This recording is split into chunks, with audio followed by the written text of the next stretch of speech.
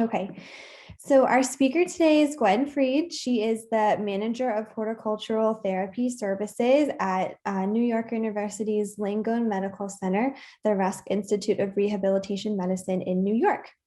Gwenn has over 25 years of experience as a horticultural therapist, garden curator, and manager. She focuses on development of horticultural therapy programs and garden spaces in hospitals, schools, outpatient, vocational, and community facilities. She lectures internationally and has been published multiple times, most recently in the Principles of Practice of Horticultural Therapy. Gwenn is the vice president for New York of the Mid-Atlantic Horticultural Therapy Network and sits on the board of directors of Metro Hort Group in New York City. Gwenn lives and gardens in New Jersey with her extended family and 3 dogs. And I would just like to say for our group, this is kind of the first time I think for a while that we have had a presentation on horticultural therapy. So we're very excited to have you joining us here today, Gwenn. Thanks so much. Well, I'm very happy to be here and speak to you. I hope I answer all of your questions, and if not, please put them in the Q&A because I'm a very interactive kind of presenter, so we'll just have to do it all at the end.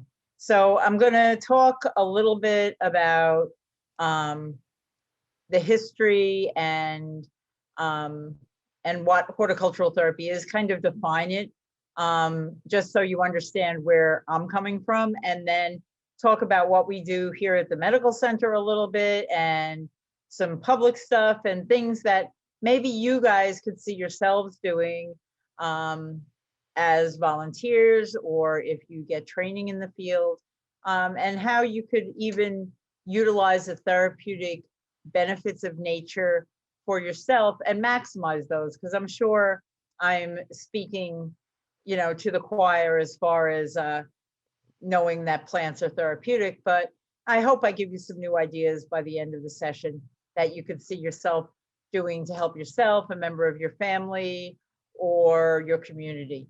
So why plants? Why plants over any other modality? Well, we know what plants provide. Anyone who's been to an elementary school science class knows that we get oxygen from plants and we get energy from plants.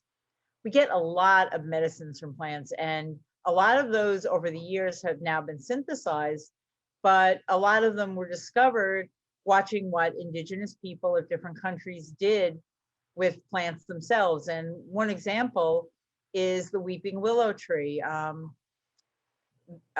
Indigenous people of the United States or of Americas would chew on the bark of willow trees to alleviate pain. And a scientist or scientists paid by a guy named Bayer realized that there's a connection here, and that's how we got aspirin. And so aspirin actually still comes from the willow tree because it's less expensive to grow willows because they grow so fast than it is to synthesize the product.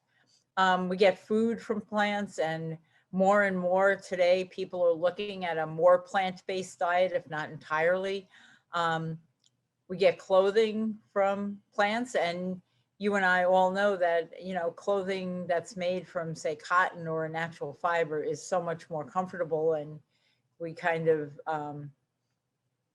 find it a better option than many of the man-made materials. And shelter from plants, and whether it might be dodging under a tree when there's a brief rainfall, or whether our homes are built from plants. But they also have another dimension. And we're going to talk more about this dimension today. They provide restoration, and we'll talk about a couple of reasons why, although, as I said, a lot of us know they do, but maybe we don't understand why.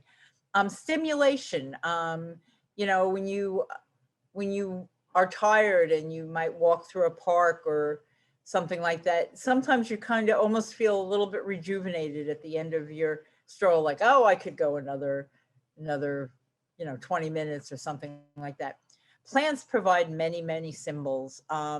If you think about how many times flowers are given or used in ceremonies, in to mark events in different religions. There are rituals around plants in every religion, and as ways to celebrate life, as ways to celebrate lives lived, or as a way to mourn loved ones who have gone.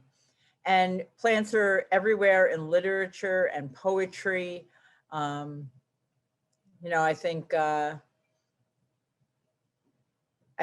almost any poem that you read, not any, but a lot of poems will have a connection to some kind of plant or something from nature. And then in art, and you know, we know, you know, Georgia O'Keeffe and her beautiful flowers, but if you go far back in time, if you go and look at tapestries that were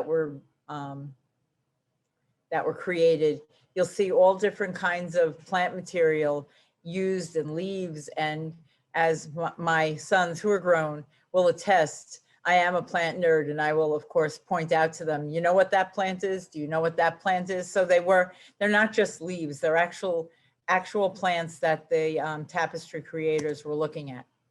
And plants provide a kind of nourishment to the soul, a beauty, knowing a rejection of suffering, and an affirmation and hope. And I always say to people, nobody plants a seed not expecting to see tomorrow, not expecting something exciting. I planted peas yesterday with my 3-year-old granddaughter, and I don't know what I'm going to do to make sure they're growing by the next time she comes over, because she's like, why aren't they growing yet? But she's already anticipating what's coming, what could be next.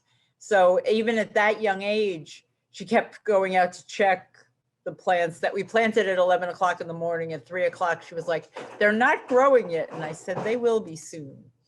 So gardens are sanctuaries. They're places of peace, tranquility, and solace. And even the most urban park or garden can provide that if we look for the right things in it. And sometimes if we're creating a space or we're using a space and want it to become more therapeutic, there are some things that we can do to help that along.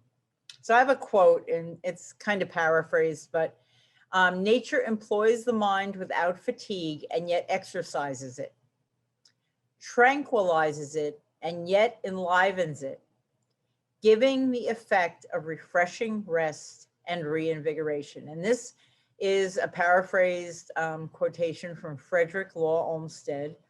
And he is actually the person, the engineer who designed Central Park and Brooklyn, Prospect Park in Brooklyn. So he kind of was ahead of his time and realized that people who are in a concrete jungle, as New York City is, or, you know, a little less so in Brooklyn, but sorry about that. But he realized that these people would need a place to restore, that walking on a city street with cars and noise all around you would not provide that. And he took huge swaths of land and dedicated it to nature so that people could have a place to improve. So we're going to talk a little bit about the history of therapeutic horticulture. When did it start getting used and things like that? Use of horticulture dates back as far as 2000 BC. In ancient Mesopotamia and around 500 BC, ancient Persians created gardens to soothe the senses by involving, this is annoying. There's supposed to be someone in here to take care of that, but they're not here yet. Ancient Persians created gardens, and here's a rendering of what they used to look like, to soothe the senses by involving beauty, fragrance, flowing water, and cool temperatures, and they provided shade. So this is a long, long time ago, and people still understood and built these beautiful structures. Ancient Egyptian physicians prescribed walks around a garden for patients with mental illness. So they had, you see these walled areas that, in ancient Egyptian, kind of a mental hospital, but it was walled in with garden space included. During the Middle Ages, the grounds of a monastery hospital, plants were used for the express purpose of cheering up the melancholy, which were people essentially with depression. And these monastery gardens can still be seen. Many of them have been preserved. The cloisters in the northern part of Manhattan is one that's close to me. But I'm sure if you can find one in your area, they're wonderful to visit. And a lot of them have not only plants, but beautiful collections of medicinal plants that were used during the time. So these gardens were used to treat both physical and mental ailments of people who visited them. They started to realize that people did better if they were working in the garden. And different cultures think differently about how people should recover. And I see that with my patients here at the hospital all the time, that in certain cultures, especially older people from that culture, feel that they should rest and they shouldn't do anything. But actually the science is proving that the quicker we get people up after a catastrophic illness, the quicker they start to recover. So the science is kind of holding true to what people knew a long time ago, that we should, within reason, get people up and moving as quickly as possible.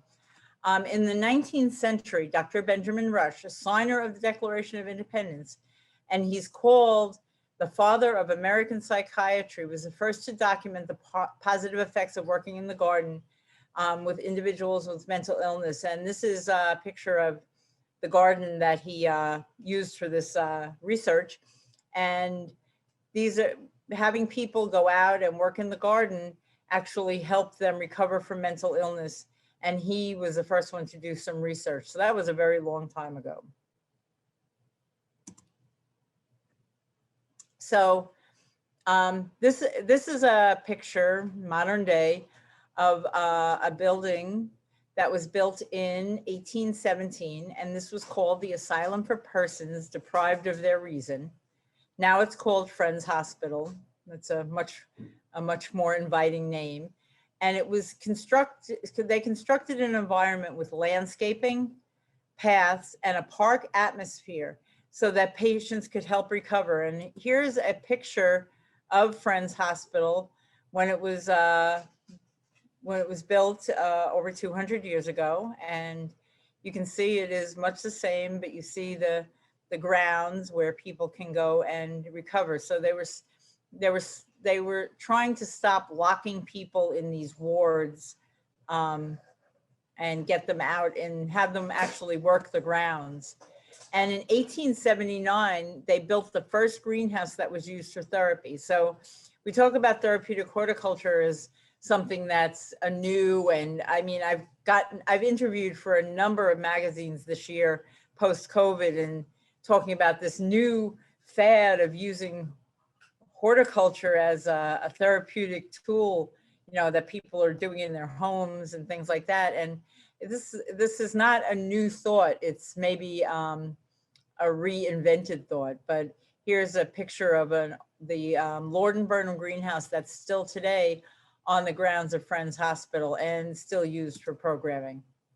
After World War I, horticultural therapy was used to help servicemen rehabilitate, and it still is today. And this is a therapeutic garden in a VA hospital, and many of them are building them again. As I said, this isn't a new thought, but it's something that certainly is getting new attention. And I'm going to talk a little bit later about some interesting books to read. And in the book, The Well-Gardened Mind, the author talks about how her father or grandfather used plants to rehabilitate after World War I. In the 1940s, garden club members brought garden activities to the servicemen. So in the 1940s, that was World War II, there was a big push for garden clubs, and they were all over the place. And they would go and see the servicemen in hospitals and kind of bring them things. And in 1960, the first published book on horticultural therapy was written, and it was called Therapy Through Horticulture, as I guess it would have to be.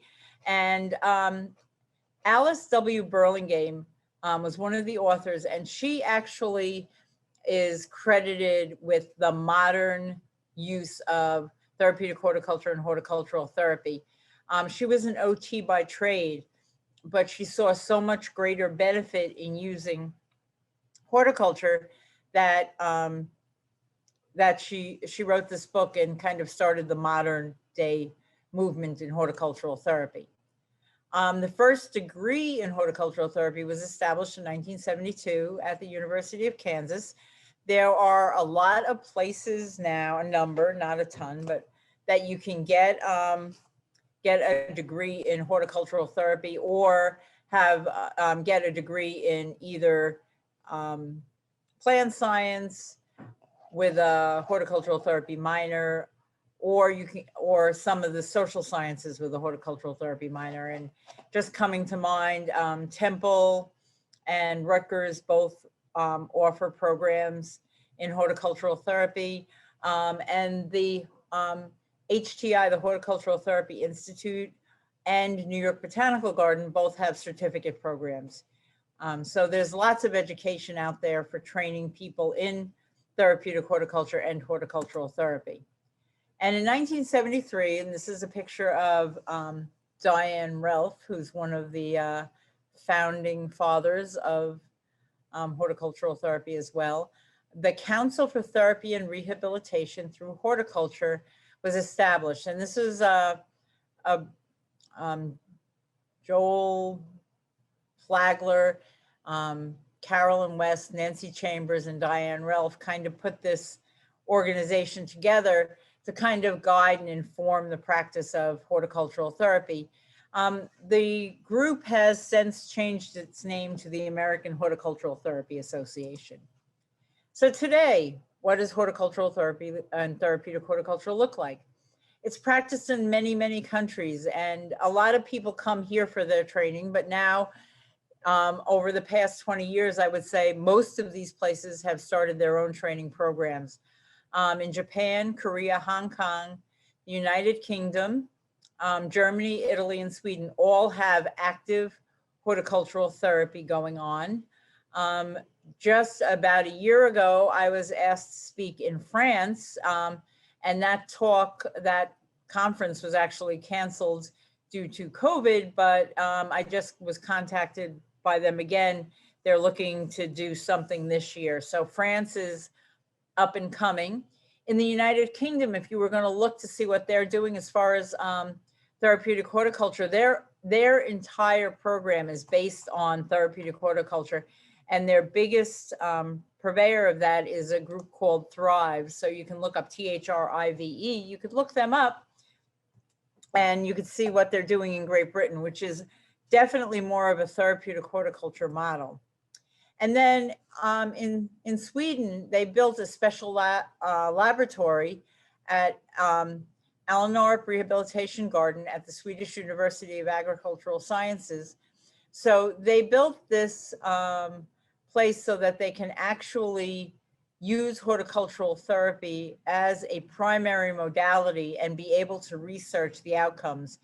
Because a lot of the problem or the lack of research into outcomes for horticultural therapy is, even where we have active programs, no one gets just horticultural therapy. They're getting PT and OT or speech pathology as well. So there's not a lot of research that looks to just the benefits of horticultural therapy. So that's what they're hoping to do here in Sweden, to actually get some good quantitative research. So theories. Who has put together some theories on why nature restores? Well, the first one was Roger Ulrich, and he did research called "A View Through a Window May Influence Recovery from Surgery." So Ulrich actually had researched did his research at a hospital, and these were patients who had undergone gallbladder surgery, and half of the patients had rooms that faced out onto a park, so they had a nature view, and the other half of the patients, their rooms faced out onto a brick building. And basically, the long and short of it is that the patients who had the view of the natural environment required less pain medication, had increased overall satisfaction with their stay in the hospital, and discharged about 0.8 days earlier, so a little over a half a day earlier. Now you'd say, why is that important? Well, the only way you're going to get programs into healthcare facilities is by showing them a cost savings. People don't usually look to take on something that is costly. So patients requiring less pain medication and discharging earlier is a financial advantage to a healthcare facility. And all patients who are in healthcare facilities fill out a Press-Ganey survey, and some of the reimbursement is based on your overall satisfaction. So having a higher satisfaction rate is also financially good for medical facilities. So the next person who did some research, and that is really interesting what they did, are Rachel and Stephen Kaplan. And this is actually back in the, I guess, late 80s, early 90s. And they have the psychological theory of the restorative environment. And they have something that's called attention restoration theory, or ART, A-R-T. And it talks about the two kinds of attention that we have to give things. And one is direct attention. Basically, when you try to accomplish anything, you really attend to it. You concentrate on a task, you perform an operation, or you're walking on a busy street. It requires you to really block out everything else and focus on what you're doing. But when you do this for a long period of time, it really leads to mental and physical fatigue. You know, if you really had to concentrate on something for a long time during the day, you'll find yourself even physically tired at night, even if you spent the whole day sitting at a desk or sitting in your office, or you say, oh, working from home, which is probably even more attention draining. But then the Kaplans said that certain environments, including nature, are effective at fostering recovery from this. And part of that recovery is coming from indirect or involuntary attention. So they're saying that if you can put these components of indirect or involuntary attention together, that you can restore and get your body back on a normal keel. And they did some research with college students who they stressed out by making them take a math test in front of people in white coats. And so they checked their cortisol levels before and then immediately after this math test with increasingly difficult problems. And then they put them in a restorative environment. It was all done by video, but basically either they put some in a city street environment where they watched a stroll through a busy city street, and then they put others in a very woodland looking environment to walk through a wooded area. And the people in the wooded area, their cortisol levels returned to normal before they were even done with the restorative experiment. And the people who were put into the city area did not experience their return to normal even by the end of the exercise. There was a control group that were given like a moderately, like a suburban walk, and they did have some recovery, but not as fast as the folks in the woodland area. So based on this kind of theory, Edward O. Wilson delved into why we feel this way in nature, and he wrote a book called The Biophilia Hypothesis. If you have nothing to do for a very long time, it's an interesting read. It's also like the War and Peace of biophilia. But it basically says that we evolved from the savannah, and so it is comforting to us. And then Stephen R. Kellert actually took that a little bit further, and he has written a lot. One book is Biophilic Design, and basically he's trying to apply this science to where we work and how to get increased productivity out of people by the way you design spaces.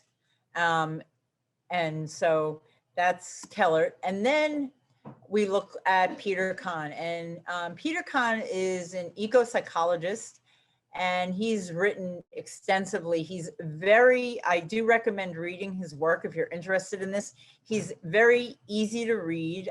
He writes with Kellert, so you'll get a little of everything in there. He's written about children in nature, and he's written a book called Eco-Psychology. I've read almost all of his stuff. These are my two favorites, so personal recommendation. And basically, he's done a good deal of research on how people work productivity-wise in offices. And one of the studies, he took people who were in an office environment and he changed the view and looked at job satisfaction and productivity. So one group was viewing just a plain wall. Another group was viewing a video that was real time of a park or courtyard that's right outside. And the third group actually had a window that allowed them to look out and get that art, get that restoration. And as you would suspect, the people who looked or had a blank wall, didn't have anything interesting to look at, showed less job satisfaction, were less productive, which is counterintuitive because I would think if someone had a window that they might be daydreaming. But luckily, people were able to focus on their work better and were more productive in the group with the window.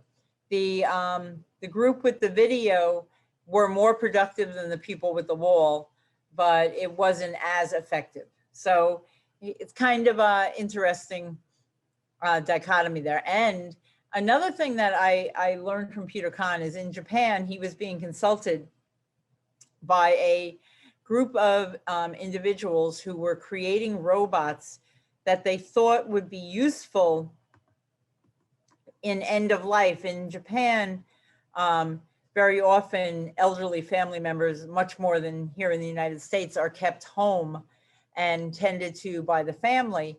And the people were looking to create robots so that once a family member, say, could no longer communicate verbally, they thought that maybe a robot would take the burden off the family. And what Kahn essentially told them is that that's the time they need people and nature more than anything else. So hopefully he led them in the right direction, that maybe these robots would be good for some tasks, but not all.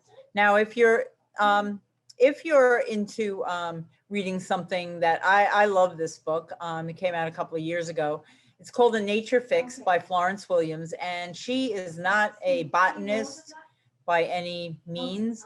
She is a journalist, and she actually immersed herself in a number of nature type research where people were using nature for recovery, and looked at her own body's reaction to these things, and she wrote about them. And it's a great read, and it's super, super interesting. So I suggest this if you'd like to read a little further. And then this is a book I alluded to earlier. This just came out, I believe, this year. The Well-Gardened Mind by Stuart Smith. And She is a psychologist and her husband is a landscape architect. So they are a formidable pair. And she writes, each chapter is like a different story about nature restoring someone. But she starts out the book talking about her grandfather, who was a prisoner of war in World War I, and how his high school love had waited for him. And when he came back after his time as a prisoner of war, they expected him not to live very long. And she and a garden and a love of plants nurtured him back to health. And that's how the book starts out. So this is a great read. And I hope that all of you will think about reading this book. I just finished it, and one of my many dogs chewed it up, but I still have it even though it's all chewed up because I liked it so much. So what is horticultural therapy? And you'll hear the terms horticultural therapy and therapeutic horticulture. They're kind of, some people use them interchangeably. I'm going to tell you what I think is the difference, and I have a few years of experience, so you can take it from there, but whatever everybody decides to do is up to them. So here's the definition. Horticultural therapy is the use of horticulture activities by a trained therapist to achieve specific and documented treatment goals. And for any of you who are into grammar, therapy is the noun, is the word, and horticultural is used as an adjective. So it tells you where the piece is. That's actual therapy. Therapeutic horticulture is a little different. So horticultural therapy is an active process. It's part of a treatment plan. It's usually at some sort of a facility where there are specific goals, and the process is the therapeutic activity rather than the end product. So even if a patient was unable to actually plant something, it might be the touching of the soil or the moving of stuff into a pot, the process rather than the end product. Now here's therapeutic horticulture. And for grammar nerds like me, horticulture is the noun and therapeutic is the adjective. So it's telling you that the horticulture plays a bigger role. Nature-based activities to facilitate improved well-being through active or passive participation. So there doesn't have to be a specific goal for each person here. Individual goals do not have to be designed. And this is what most people who train for horticultural therapy are doing. Therapeutic horticulture in different settings. We're starting a new program here at the hospital at an assisted living facility with memory care. And they're going to be groups. They're not going to be individual sessions. So it's therapeutic horticulture. And then under that umbrella, there's social horticulture, which has community programs, community gardens and farms. That's a leisure or recreational activity that's related to nature. The focus, though, is not necessarily always the nature, but a lot of focus on the social interaction. And it's a nature-based activity that brings people together. And then there's vocational horticulture, and vocational horticulture can have two hats. It can be pre-vocational training, and a lot of times, because horticulture is, or working with plants is such a forgiving activity, we can use it to train people for pre-vocational skills, such as how to interact with supervisors, or showing up to work on time, or building endurance so that they can eventually go to work. It's also experiential training, where people might explore if they think that this kind of a job would be good for them, especially in special needs populations. And then here we actually, in addition to doing both of these, have an access approved interior plantscaper training program, because in New York's a very urban environment, but all of these buildings have a requirement for having a certain amount of plants, especially anything new that they're building. So there's an entire industry companies that take care of the plants in these office buildings. And that's a great entry-level job for people with some special needs, or for people who just like that kind of work. So we do a training program that gives our people with special needs a leg up in finding jobs. So what do we do as in therapeutic horticulture or as horticultural therapy? And this is the part where I really want you to see, some of it's going to be the clinical hospital stuff, but things that you might be able to do as a volunteer, or if you get training in the field, you know, things that you can apply. So we do all different kinds of projects in therapeutic horticulture. Here are just some of the things that we do. We do dividing of plants, high success. You know, if you can take a plant and divide it into 3 pieces and they all have roots, that's always a high success project, as is repotting. But then we also do cuttings, germinate seeds and bulbs. And a lot of it is very significant as kind of symbolic way of looking toward the future or looking at the future. But we also look at the past. We talk about the culture of how a plant was used, the history. So many plants have folklore involved with them and great stories. And so as a horticultural therapist or someone who's doing a therapeutic horticulture program, you really want to look into all the layers of the plants. I was just talking to someone else today about design and how when you design a garden, there should be so many layers of interest. And I think when you do a therapeutic horticulture program, there have to be layers of interest, because there are going to be people who may be in the group or are invited to a program that can't grow plants at where they are, or they don't really want to grow plants where they are, but they're very interested in plants and things like that. So if you add the culture and also food, because everybody eats, history, folklore, and uses of a plant into the dialogue or into what you're showing people, it really ups the interest and the richness of the program. We do harvesting projects, drying flowers, pressing flowers, drying leaves, pounding. This is pansy pounding season, if you ask me. There's, you know, I'll get pansies and we'll plant them, but then we'll pick the flowers off and we'll pound them onto t-shirts or onto paper and make stationery and cards. And it's a great way for people to take that rubber mallet and kind of get at some frustrations. We do lots of harvesting of herbs and vegetables and fruits. And then of course, in October, we have pumpkins, and there's about 1 million things you can do with pumpkins. So it makes it so much more interesting to have the activities that we're doing be somewhat seasonal.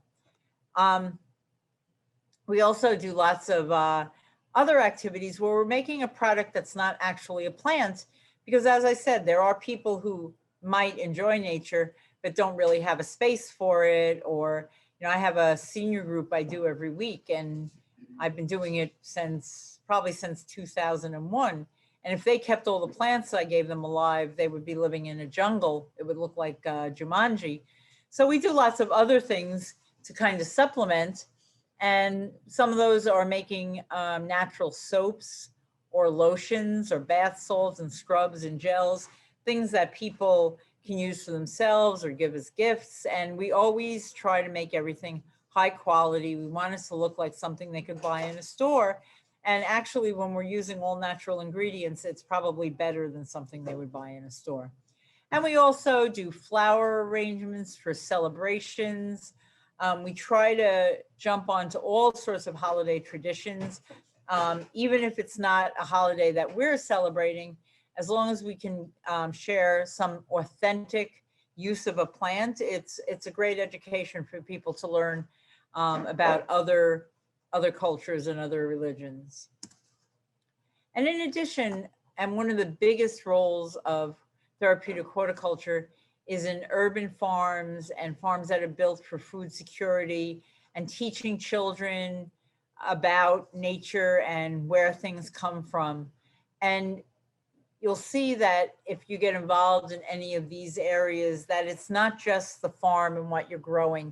There's a sense of community that is built in these places.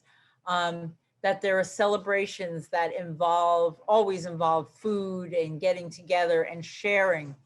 And any of you who have grown anything know that you usually end up with a glut of produce or whatever you're harvesting toward the end of the season, and sharing that with others, and maybe going out of your way to make sure that it goes to a place where there's a food desert and you can change it more into a food oasis. That's quite a powerful thing to do. So where do we do it? Here at NYU, I'm going to tell you what we do, but there are programs in many hospitals all over the place. I would say that we may have one of the biggest. So our main purpose here at NYU, or our main reason we started having horticultural therapy, is for acute rehabilitation. And these are patients who have had usually a traumatic event, whether it was a stroke, a brain injury, some kind of tumor resection, an amputation, anything like that. And they come to the rehabilitation hospital to get to the highest level of function they can before taking the next step. And the next step may be home, but it also may be going to a subacute rehab or a different kind of living facility if they're going to require a little more care than can be provided in the home. But we see patients in their rooms, right at the bedside, in the day room. We go every day, and we use our horticulture activity to accomplish repetitive actions. And they could be physical actions like scooping soil into a pot. They also could be cognitive actions like remembering the steps in a process. So we may plant different things each day, but we may, for a patient who needs to learn to sequence again, we may say, use the techniques that they're learning in other therapies so that they can remember the order of things that need to be done in the planting activity. We see all different patients with all different ages and different diagnoses. Each patient will have individual goals that were set up in the hospital situation, and they have individual success. And right now we're seeing patients individually, but once COVID is less prevalent, I'm sure we'll be able to see people in groups again. And people really do well seeing other people around them and kind of modeling those actions. We have a garden room here at the hospital, but even hospitals that don't have a garden room, they all have day rooms, and they can do individual or group therapy. Very often hospitals will look at intergenerational therapy. Children that are in rehabilitation settings often stay longer than adults, and they can actually build some great skills, possibly teaching a class for adults. And on the other end of the spectrum, older people who may be missing family at home or family that can't come to see them love to share information. And it's very empowering when you find out that your body isn't working as well as it used to, that you can see what does work. And that's a big focus in therapeutic horticulture, is to not look at what doesn't work with a person of special needs, but to look at what does work and see how we can maximize that. And a lot of hospitals do have outdoor spaces. We have a small terrace, but we also have a public park across the street. And with medically stable patients, there's nothing better than getting someone out into the park in good weather. We also work on a locked psychiatry unit. We go twice weekly and we do groups.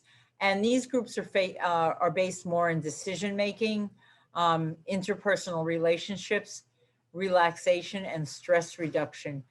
We have special considerations there. For example, we won't take plants there that could be poisonous. And we also don't bring any sharps on that unit, because this is a locked psychiatric unit for a reason.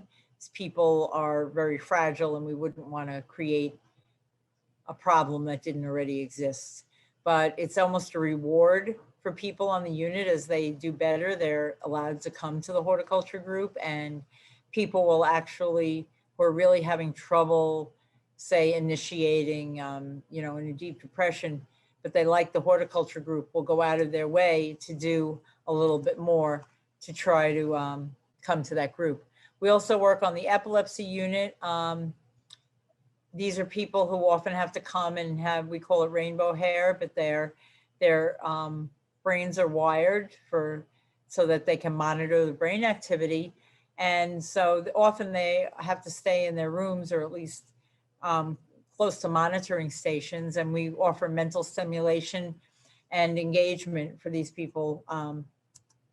We also work in the pediatric acute care. We go there once a week, and we're part of Child Life there. So some of what we do there is not just based with the patient, but parental or family empowerment. You know, parents of sick children have lost the ability to care for their child. That has been put on the nurses and doctors, so they often feel helpless. But if we can show a parent how to teach their child a planting activity, it's very empowering. It gives them something to do where they're helping their child or making something for their child, which is what a parent should do. There's also an epilepsy unit there. And we try to do things when the children are medically able. We'll do things together with the family and build memories. We also work in a lot of outpatient facilities, and these are all places where you can do a weekly program. And a lot of times people come into outpatient facilities and they have to wait for a while. So a lot of times we'll do, we'll work with the patients while they're waiting for another kind of service. It lets patients form a connection to each other. You know, when you're doing a planting activity or working with nature, it kind of helps break down those barriers that make you not talk to other people or be in your own little world, because you may have to pass soil or pass a plant, or somebody may say, oh, this plant is from my country, and they start talking about it. And it really breaks down barriers. And one of the most important things for people going through things is to feel like they have the support of each other. So horticulture helps break that barrier. And again, plants, because they live, they change, they need care, really have a connection to growth, hope, and symbolism of life and the future. Here's an example program that we offered. We usually offer these programs as free programs. We try to get funding from someone. And we always invite not just the patients, but these outpatient facility programs, we try to invite family members and caregivers so that everybody is involved.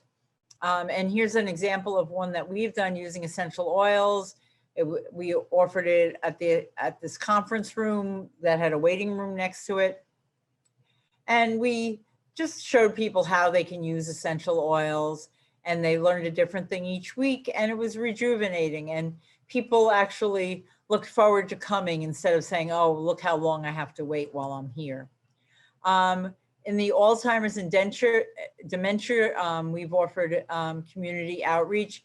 And in your area, there's an Alzheimer's Foundation, I would venture to guess, and an Alzheimer's Association. Both provide different kinds of support services. So if this is something you would want to do, you can look into what services they offer. And if it's something where a horticulture program, even seasonal or a quarterly horticulture, the Alzheimer's Association has caregiver support groups that are given for either adult children of or spouses of people with dementia. And this is nationwide, so it might be a place that you could fit in. And then we do community outreach to public schools where we offer programming. In our area, children who have special needs can stay in the public school system until they're 21. So usually their actual academic work is finished by the time they're in the area of 18. And the last couple of years are often used to kind of help build maturity or social skills that would allow them to go into more mainstream, whether it be college or other kind of programs. And we often offer bridge programming where we will partner with a public park and a school, and we help them have the kids from the school come and help in the park. But you know, parks workers are always have a lot to do, so they don't have time to provide that guidance that a teacher of some special needs teens may need. So that's kind of what we do there. And AHRC and YAI are both service agencies, as is Synergia, that offer services for young adults and beyond with special needs. And we can help with training for pre-vocational social skills, even building endurance, which is a big area, and you wouldn't always think of it. But if you've been in a classroom and you're special needs and you may not participate in gym and you probably don't do sports, and a lot of special needs kids don't get out that much after school, their endurance is usually pretty low. And to be able to tolerate a couple of hours at a job may be difficult. So these agencies often help them build up to the point where they could get a part-time position, whether it in mainstream or supported employment. And then interpersonal relationships, just how to deal with the public and how to deal with the people that you're working with. We also do community outreach, and this is another area where therapeutic horticulture can do a lot of good things. We work at a bunch of different senior centers, providing weekly program with goals of engagement and education.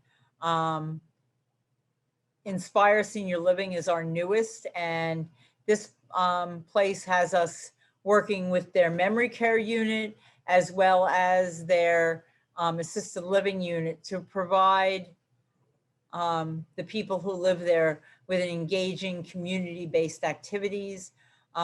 And whoever you are, when you reach into these communities, you're really offering them a connection to nature, again, that people often don't get independently. We offer vocational programs, and this is an area where you could go in as a volunteer or a trained therapist. And I explained how we do interior landscaping, but we also train people for parks in a 40-day program where we're building that endurance, but also giving them enough knowledge of just basic gardening skills that they could work on a team in a parks environment.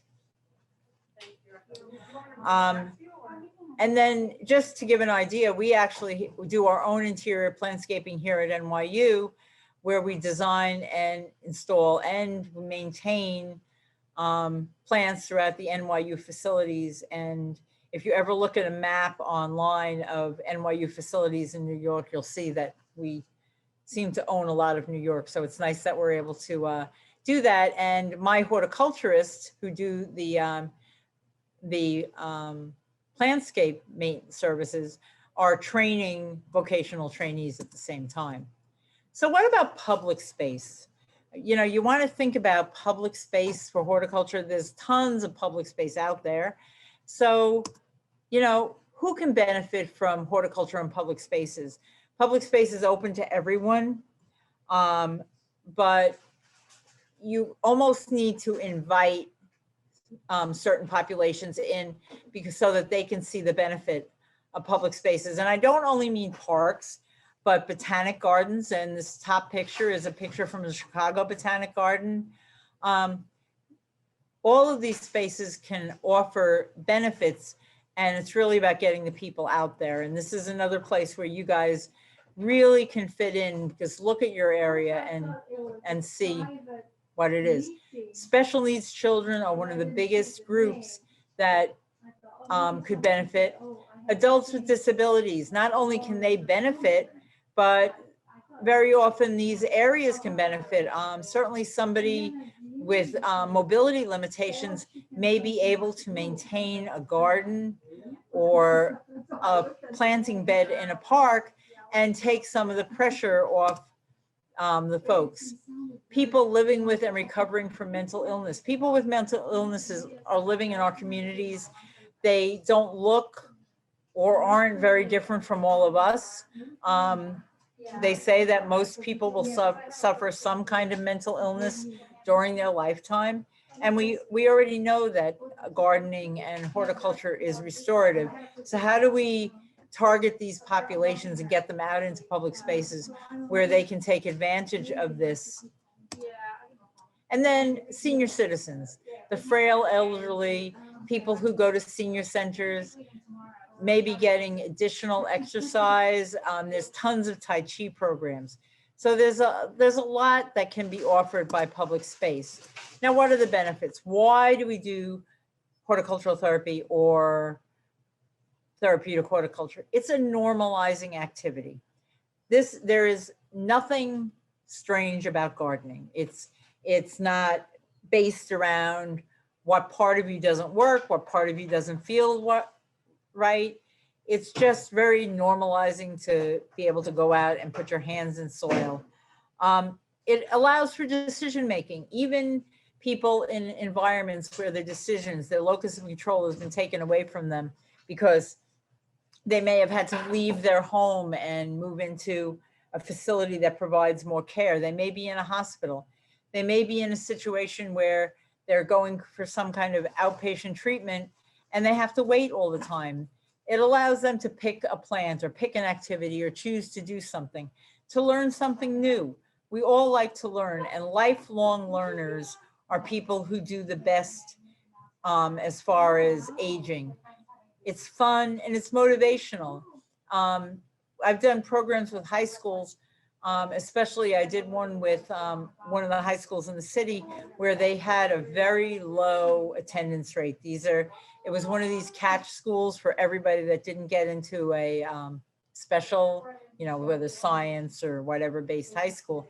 And these kids are traveling from the 5 boroughs of New York. They had long commutes, bus, subway, and they had really low attendance rates. And more than 10 times, I would say, someone has said, I only came today because I knew we had horticulture today. So it's always great. Nature is non-judgmental. It doesn't assess your socioeconomic status. It doesn't assess your physical limitations. It doesn't assess anything. Nature is just non-judgmental.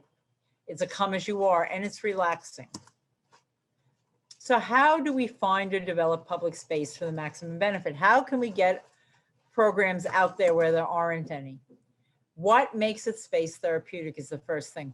Why would someone want to go to a space?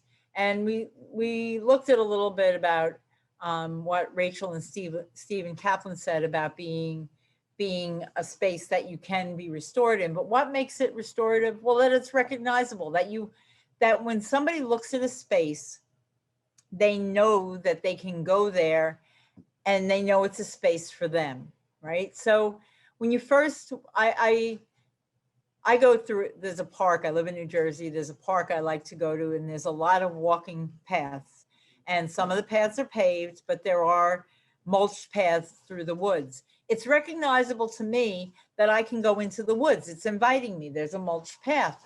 Now, if I was strolling around on this path and all of a sudden there was no path anymore, I would find that disconcerting. I would wonder, am I supposed to be here? Am I supposed to go this far? So you want to have that feeling of it's recognizable, that it's a space that you recognize as a place you can go to. A sense of safety and security. Do you feel comfortable in the space? Do you feel that you're far enough away from the street, or is there a fence, especially spaces with children? Children are fast. You want to know that if you're bringing children into a space, you're far enough away from a parking lot or something like that, that you can actually feel safe. Well-defined perimeters. Do you know the boundaries of where you are? If it's not a fenced-in space, do you know? Can you see what the perimeters are of the space, or do you know? Is it accessible? The most well-designed space, if it's not accessible to the people you're designing it for, the people you're inviting into it, is useless. So is there a place where an accessoride or a place could drop off seniors? Is there an unlocked door from a facility into a garden space? If the garden space has to have a locked door, is there a time of day when that door can be open so that people can actually enjoy the space? And then most important in my book, are there opportunities for people-plant interactions? Looking at and not being able to touch things is not the most therapeutic intervention. If it's all that's available, fine. But can people touch plants? Can people smell things that they're walking by? Are there interactions where people can actually interact with the plants, whether it's even a weeping willow brushing by your shoulder as you walk under it? A garden we used to have here at the hospital had a giant weeping willow in the middle, and it had lots of children's toys and things like that. And the children would go around and around the weeping willow in those little cars. And I would ask them what they were doing, you know, why there? I mean, there were all these paths, and they would say, no, this is the car wash. So it was very relatable for them. They saw those long branches as, I guess, driving through a car wash with their parents. So, but it was very relatable. So you want those people-plant interactions, no matter how subtle. So here's a couple, not many, examples of some public spaces that have really been designed for therapeutic horticulture. And in Portland, Oregon, Patty Cassidy, who's a horticultural therapist, is a big player in this. And they designed the Portland Memory Garden. So this is a garden that was meant for people, families who were caring with someone with dementia, to be able to bring their family member to this garden, and it would be a safe space. It has a lot of the design features that are said to be important for people with memory loss. For example, a circuitous path. So if they stay on the path, they'll end up doing a loop. A recognizable entry that can be seen from most places in the garden. And that's, again, to avoid confusion. And lots of people-plant interactions. And you can go online and look at the Portland Memory Garden and see its whole history and how well it's used. And this was the first garden that was actually designed for people with memory loss. It's used by the whole general public, but it's got a lot of these affordances and features that make it very special for this population. So it really, again, it invites people there. And the majority of people who are living with dementia are being cared for by their own family and loved ones. So although you always want to do programs in memory care facilities, there are so many families at home that could really use this kind of support. And even if the space you're thinking of, or you may want to try to put together a therapeutic horticulture program for or in, is not designed for this, if you look up the affordances that make it important, and then you can go through the Alzheimer's Foundation or the Alzheimer's Association to see how you can contact this population and be able to provide, you know, a session or something. Now here is the Singapore Parks Department, and Singapore has amazing parks department, but they have brochures in their gardens that really let people know exactly what is therapeutic. And if you look at the definition, it says a therapeutic garden aims to be about restorative effects to the mental well-being of users. These are all open to the public. It incorporates features that facilitate therapeutic horticulture. And it tells people why it's helpful and why they designed it. And then it has the zones in the garden. And it says where the fragrance zone is, where the easy for me to say, biodiversity zone is, where there are edibles and colors and textures. So you can actually go to the place in the garden that meets your needs the best. So if I was working with people who maybe had limited sight, I would want to go to maybe the fragrance zone, or even the edibles and medicinal zones where you could touch herbs and spices and things like that, and you could smell different things. If I was working with other groups, I may choose to go to the colors and texture zone if I was going to try to do an art project or something that had to do with that. So I just think that Singapore really has this down pat. And I think we could make brochures for any public park that would kind of highlight these things. Now, this is a picture of a very, very old park in New York, Carl Schurz Park. It's on the northeast end of Manhattan. And this is a park that was in pretty bad repair, and they actually are using therapeutic horticulture programs to rejuvenate the park, to put it together and make it more accessible. And they've worked with these high school programs that I was talking about before, in conjunction with a therapeutic horticulture specialist and the park, to actually rejuvenate a park that was in, had fallen in disrepair due to budget cuts and things like that. Here's another example of wonderful use of therapeutic horticulture, Kingbridge Heights Community Center. And you can see that if you look from the outside, it looks very, very city-like, very concrete. And yet they've managed to find space to put together an edible garden and a team of people from the community who work and learn in the space. And they last year hired their own horticultural therapist full-time to start doing therapeutic horticulture programming. And she does all sorts of things all year long in this space. And again, this is available for you to delve into a little more online, where you can really take some time to look at what they're doing and get some ideas. So how do you bring horticulture, really? How do you bring programming to a park or a space near you? So look at the space that you already have around you.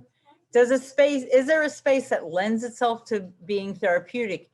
You know from your own experience, when you walk through, even if you walk through a preserve or a park in your area, there are some places that you just feel like, wow, this is so restorative, and other places that you may be a little nonplussed about. So what features does it possess?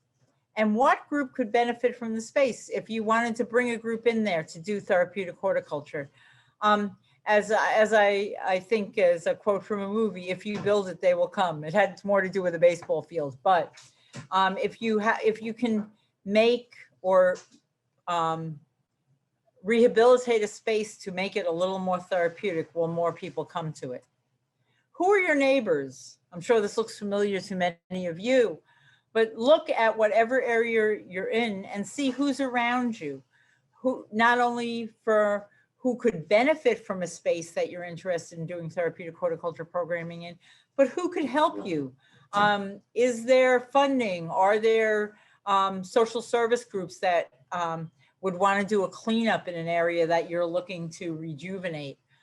So really look at the people around you. Who's the closest to you that could provide some things you need? And, you know, I make 2 lists, one of what I need and one of where I might find that. And I can usually get programs started almost anywhere. Who can run programming? Again, a familiar picture to many of you. I stole it off the internet.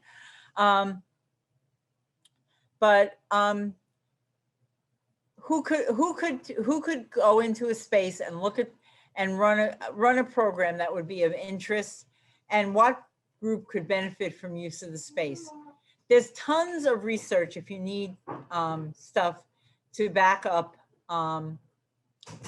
what you're saying, and there's a whole list here on research that talks about the cognitive benefits, for brain and brain injury, the psychological benefits, which really talk to mental illness or just stress, social benefits, and the physical benefits. So there's lots of research, and as this is going to be, this talk is recorded, so you guys could go back to it and you could pull any of this out that may be of interest to you. And so I wanted to thank you all for listening, and hopefully the facilitators can let me know what questions are in the Q&A or anything else. And it's been a pleasure. Absolutely. Thank you so much. That was super informative. And there's a lot of new information and new ideas, and definitely some things that I saw our therapeutic horticulture programs could apply in the activities that they're doing. So that was wonderful. And we did have some questions that came into our Q&A box here. So the first one is, I'd be interested in activities that you do or references you can point me to for patients that are being treated for PTSD. Well, we know PTSD is a mental condition. So I would say, first and foremost, feeling safe in the space is the most important for this population. And beyond that, I think it's very empowering for people to be able to make decisions and get their hands in the dirt. And a lot of these people are physically very able, but they're being handicapped by their mind. So if you can overcome the feeling of being unsafe, which is a lot of what PTSD is, then providing good work where people are actually creating something, whether they're building their own garden from the ground up. I'm working with a VA right now that has a space, and she was like, nobody wants to go out there and garden with me. And I looked at it and I said, I love gardening, and I didn't really think I wanted to go out there and garden with you. It was, off of a parking lot, and it was surrounded by this chain link fence, and and I was like, man, it looks like it could have barbed wire on the top of it, even though it doesn't. So I think the safety and the security in that space, that it's really has so many layers of nature enveloping the space, so that when people enter that space, they feel safe, then any kind of good horticulture work would be fine in that situation. It's really about creating that feeling. Absolutely. The next one is, do you have recommendations for books with practical step-by-step activities and talks for programs, such as how to make essential oils or pounding projects or splitting plants? If so, which plants and what happens to the plants afterwards? Okay, so I train a lot of horticultural therapists. I'm going backwards on this question.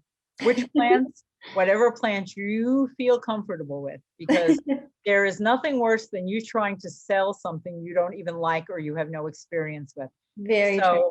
I always say, when I'm starting a program especially with a new group, I go with high success. You really can't kill it, or even when it dies, it stays green. I'm good with any of that stuff. That's great. You really want high success. You want people to be able to have long-term success.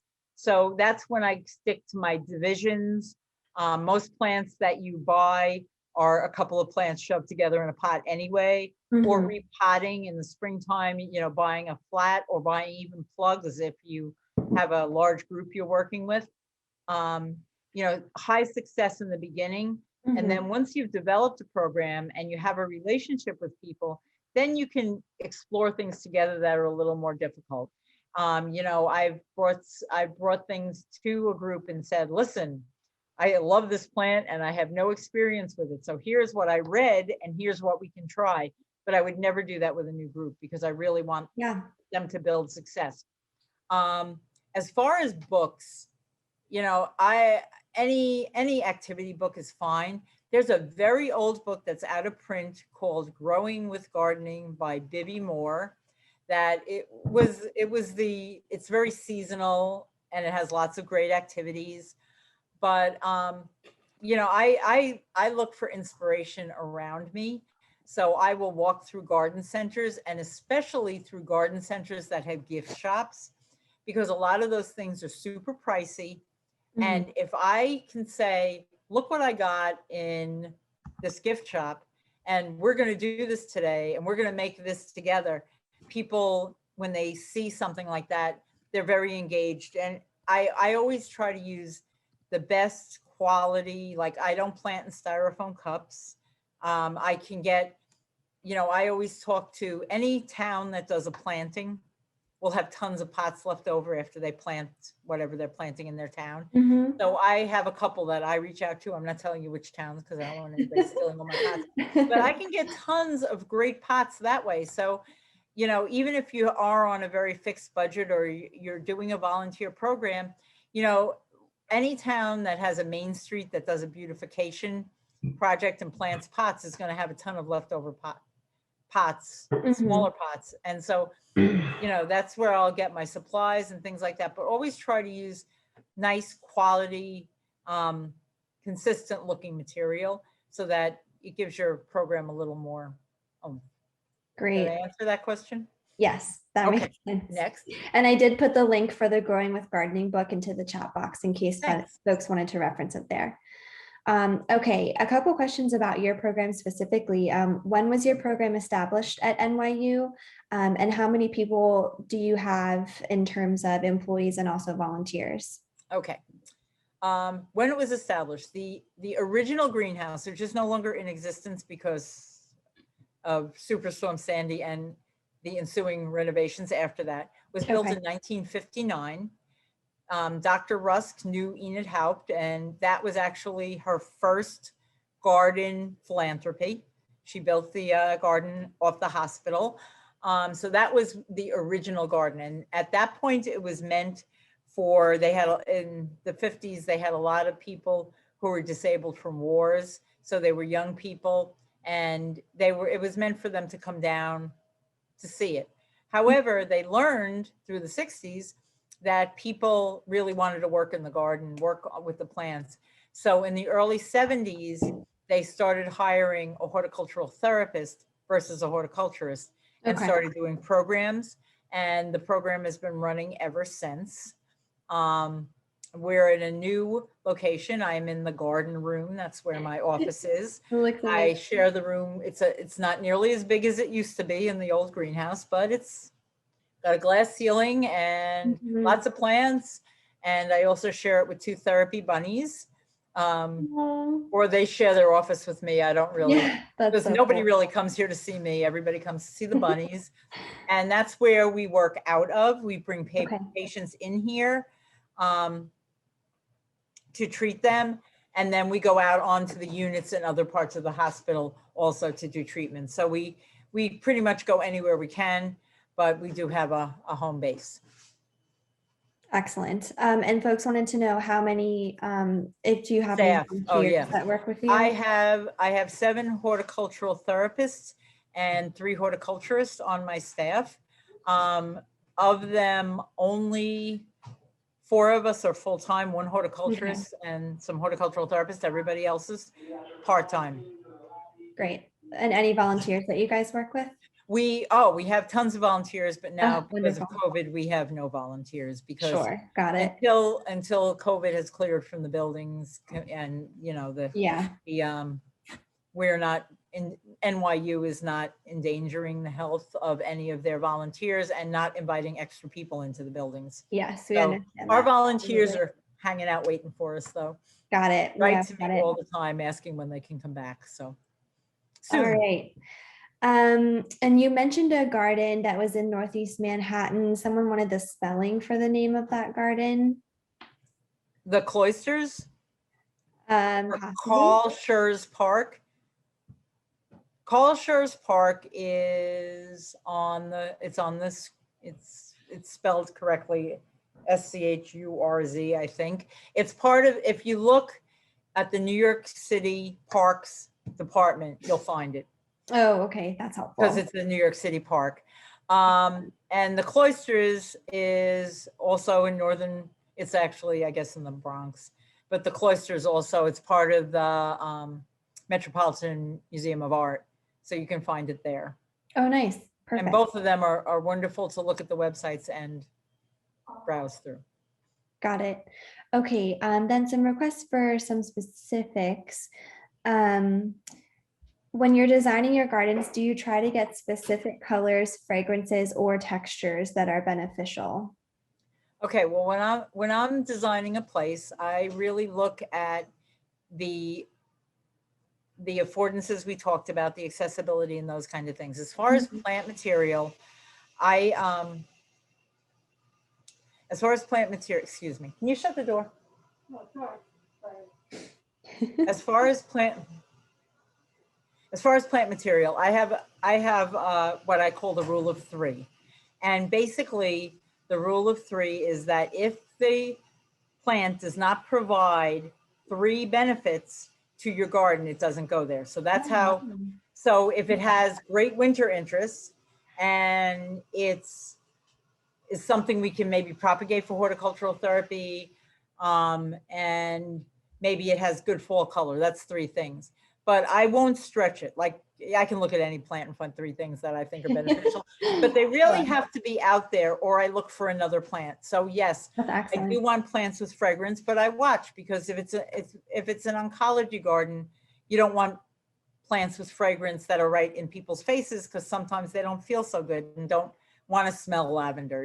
It needs to be where a place, I put it there, but I'll put it a place where somebody would go to smell it, not where it's stuck in your face. Sure. And as far as textures, I'm all about layers. So I want all those things in all my gardens, and I want diversity. Mhm.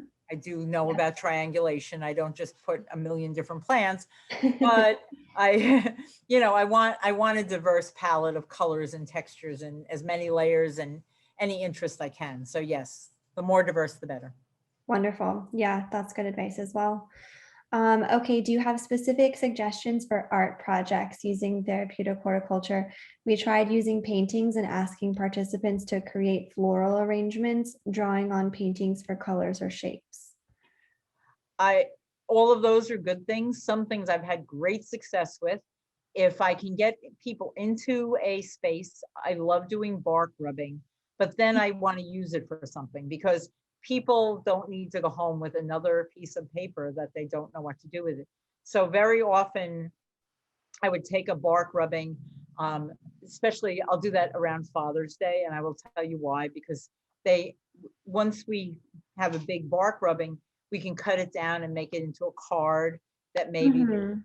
send to someone, or we can use a bark rubbing to mat as a mat for a photo, and where I'll take a picture of the person next to the tree.